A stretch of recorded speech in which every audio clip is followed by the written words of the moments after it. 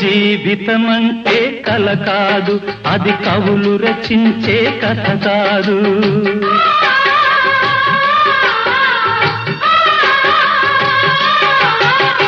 జీవితమంటే కల కాదు, అది కవులు రచించే కథ కాదు.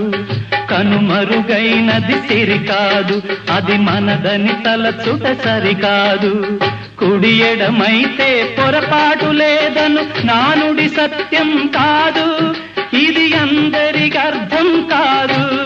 ఓ